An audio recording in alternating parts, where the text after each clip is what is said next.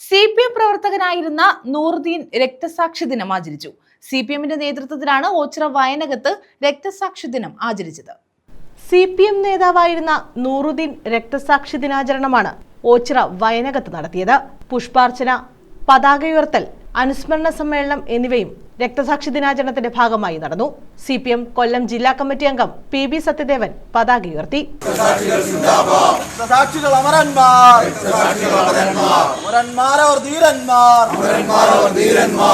അവരുടെ ചേതനയാണ് ഞങ്ങളെ ഇന്ന് നയിക്കുന്നേ.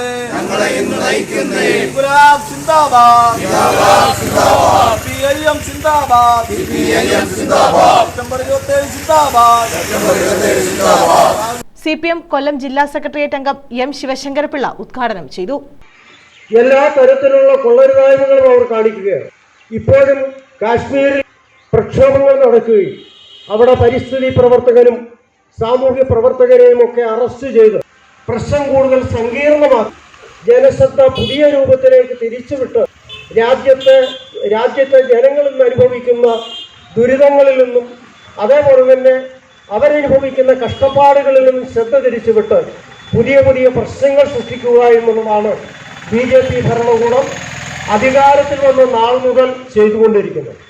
അത്തരം കലാപങ്ങളിലൂടെ മനുഷ്യത്വരഹിതമായ പ്രവർത്തനങ്ങളിലൂടെയാണ് മതവികാരവും ഒക്കെ ഇളക്കിവിട്ട് മതഭ്രാന്തി സൃഷ്ടിച്ചുകൊണ്ടാണ് ഇന്ത്യ രാജ്യത്ത് BJPയുടെ ഗവൺമെന്റ് അധികാരത്തിൽ വരുന്നത് എന്ന് നമുക്കറിയാം. ആ ഭരണം രാജ്യത്ത് അധികാരത്തിൽ വന്നതിന് ശേഷം നമ്മുടെ രാജ്യത്ത് ഇന്നുണ്ടായിക്കൊണ്ടിരിക്കുന്ന ഓരോ പ്രശ്നങ്ങളും സുരേഷ് നാറാണത്ത് അധ്യക്ഷത വഹിച്ചു. ബാബു കൊപ്പാറ സ്വാഗതം പറഞ്ഞു. PB സത്യദേവൻ, B ശശി, മുൻ PSC chairman M Gangadhara Kurup, advocate N Anilkumar, K Subhash, B Sreedevi എന്നിവർ പങ്കെടുത്തു. News bureau, Ochira.